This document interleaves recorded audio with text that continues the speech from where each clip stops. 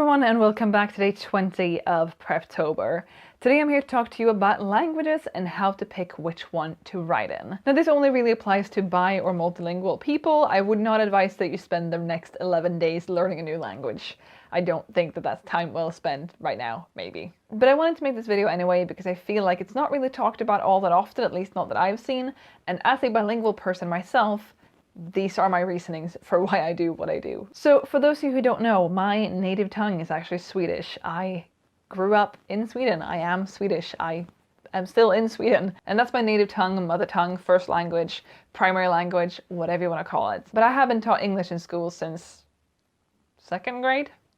Fourth grade? I don't know, it was years ago, I'm getting old. Let's move on. So I've been learning English for many years, and I also consume most of my media in English. Most of the books I read, music I listen to, TV shows and movies I watch, most of that is in English. And I also have several friends whose native tongue is not Swedish, and so we mostly communicate in English. I'm also in a lot of writing groups, and most people I follow on Twitter and Instagram and whatever else, they primarily speak English, and that's what I've come to do too. And I'm very comfortable with English. It's gotten to the point where I mostly even communicate in English. Apart from at work, most of my communication is in English.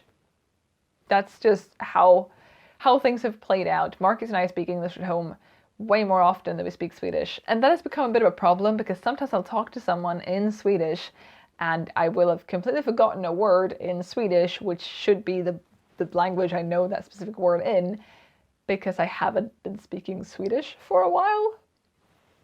Oops. But enough about me. When it comes down to picking your language, the language you want to write in, pick whichever language you feel the most comfortable in. Again, I find that since I consume so much media in English, be that books or TV series or music or whatever, I'm very used to the way that language flows. I feel like I'm in a position where I can make that sound in my writing very natural. It can flow in a really nice way.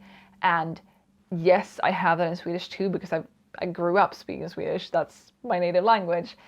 But I find it easier to do in English. This isn't true for everyone though, and if you know more than 2 languages, you have even more decisions to make on this topic. But for me, it's been a couple of years now since I wrote something in Swedish, and I know when I wrote that was Nano 2 years ago? Year and a half ago? I think it was Camp Nano. I have no idea. I found that it was actually easier than I thought because I did actually feel like the Swedish kind of flowed nicely anyway.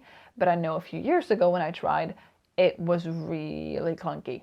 It was really bad and it just didn't flow at all. So if you are bi or multilingual, it can be difficult figuring out what language you do want to write in. And in the same vein as the tense question or the POV question, try it out. Don't be too married to the idea of telling it in a specific language. Say I start writing something in English and it just does not work. I can switch to Swedish.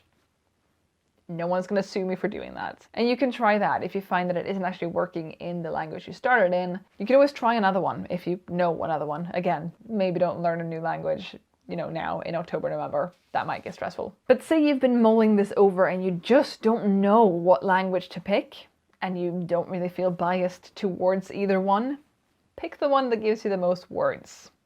In Swedish, for example, this is not the reason why I write in English, but in Swedish, we put words together. We want to have as few words as possible. And I don't mean abbreviations. I don't mean that cannot becomes can't. We don't do that, but we put our words together. For example, lamp post, it's one word. Gatlykta, it's one word. Fire truck, brandbil. It's one word. We don't have fire truck. We have fire truck, but brandbil. Put them together. I like how that's the only example I could come up with right now, and I'm not going to have any of those in my story. We like to shove our words together like that. So if I was to write in Swedish, fire truck would get me one word. If I write in English, it would get me 2 words. So that's something to bear in mind. I would, however, not recommend doing what I did my first year doing Nano. I wrote in English. This was 10 or 11 years ago now. And since I'd never done this before, of writing these many words in a month, I figured that I couldn't abbreviate things. So instead of having can't, I always typed out cannot. Instead of I've, I have. You're, you are. I'm, I am, and so on. That made for a really clunky draft.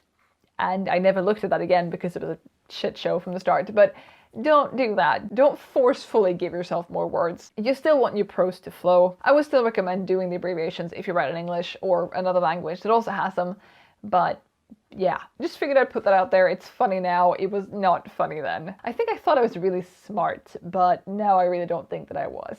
Anyway, that's the end of this video. Thank you so much for watching. I'll be back with another one tomorrow, so I'll see you then. Bye!